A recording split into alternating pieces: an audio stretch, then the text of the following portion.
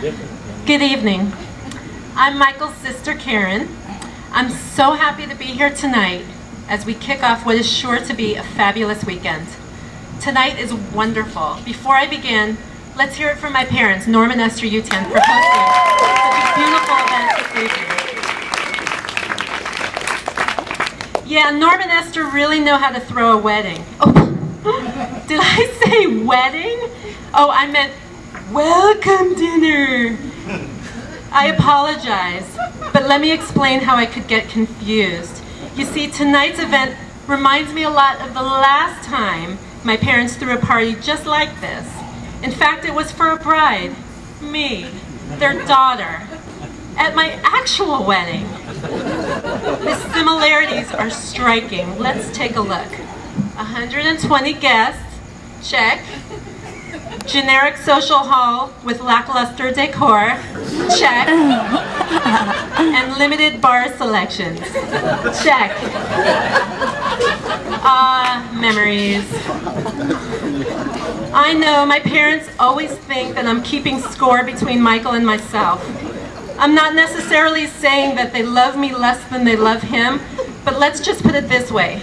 When it came to family pets, my dad ran over my beloved childhood dog in the driveway, and my mom took another dog to the pound, which just happened to be a Caryn Terrier.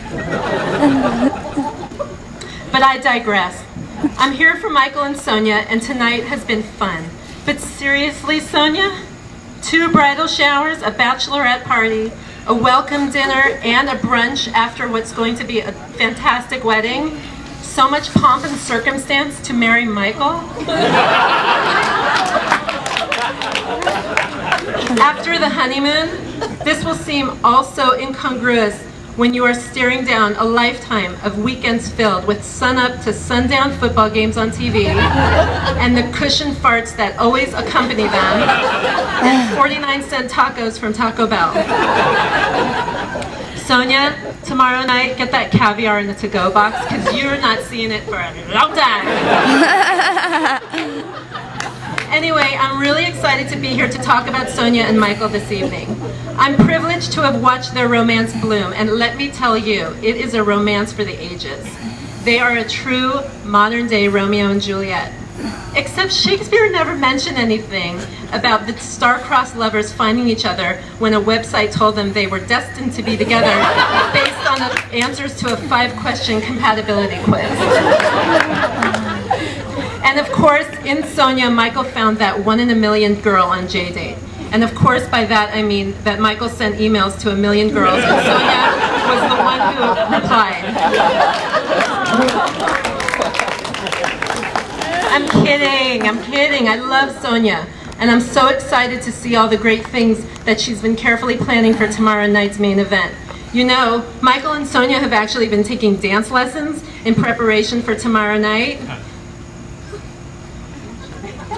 They were going to show off some of the moves, but we couldn't fit a pole through the door.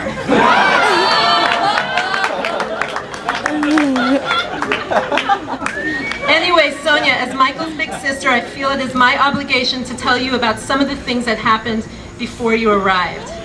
I think that we all here know about Michael's past girlfriends, and I use the plural here, but believe me, it was close. And his experimental phase with Brian Getz, which ended when neither guy would pony up the dough for a morning after breakfast. And I think we are all aware of his unhealthy crushes on many college football players. Anyway, those were the nice things I had to say about Michael. Now I have a few comments to roast him with. To lessen the blow, I thought I would do my roast in the form of a game. This game is ripped from an old Johnny Carson routine, Karnak the Magnificent. Sorry, Sonia, I realize how young you are. Let me explain. Believe it or not, before Jay Leno, there was a different host of The Tonight Show, Johnny Carson, and he made famous a routine in which he would telepathically receive the answers to questions hidden inside an envelope. Oh, sorry, Sonia. I need to explain. An envelope, it looks a little bit like this, is something that the rest of us use for outgoing mail, including wedding invitations. I'm kidding about the invitation, of course. It's lovely. But like many of you, I'm sure, I was a little surprised by it. As a matter of fact, several weeks ago, I was concerned because here I was, sister of the groom and a bridesmaid, and I'm waiting by the mailbox, waiting, day by day, no invitation. And then it dawned on me.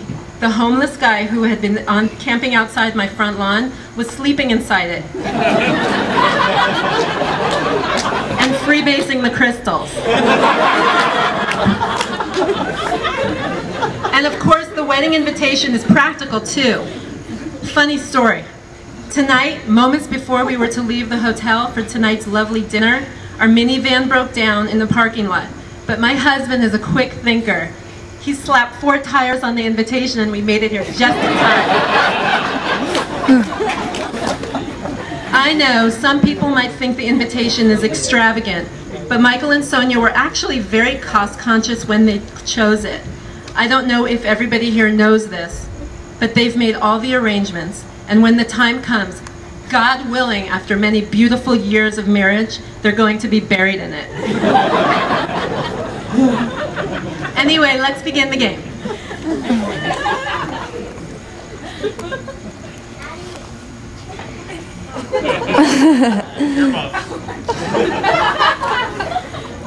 I have here in my hand hermetically sealed envelopes.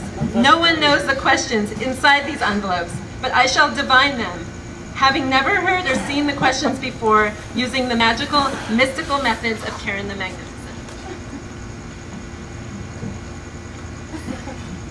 4 years old.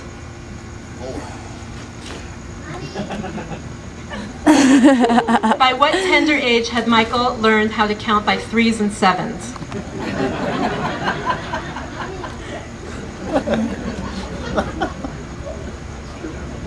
Used Transformer toys and Norm's old office rotary telephones.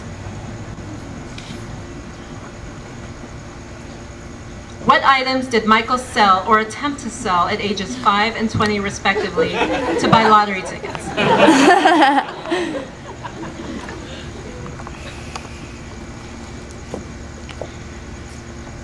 A cup of butter, an entire pan of fudge, dog biscuits, and many other items too gross to mention.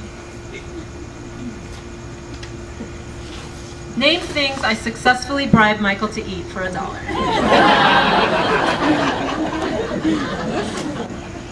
Eight years old.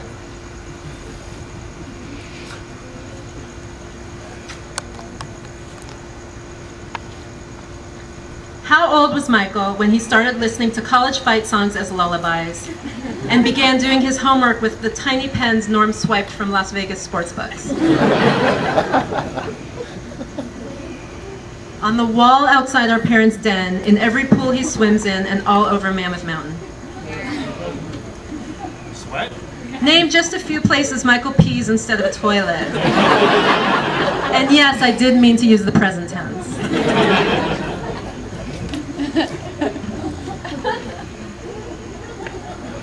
My children's inheritance. What are Norm and Esther replacing with tonight's quote-unquote welcome dinner? And finally, not finally, Larry Flint, Bruce Benevento, and Alan Heschel.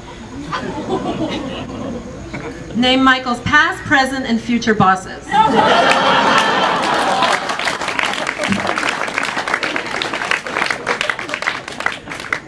Very, very, very.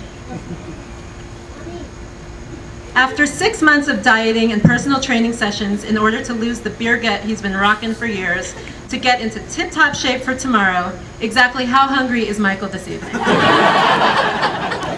And finally, Scott, Abby, Owen, and me, who, all kidding aside, truly wish Michael and Sonia all the luck, happiness, and fun in the world tomorrow and for the rest of their lives.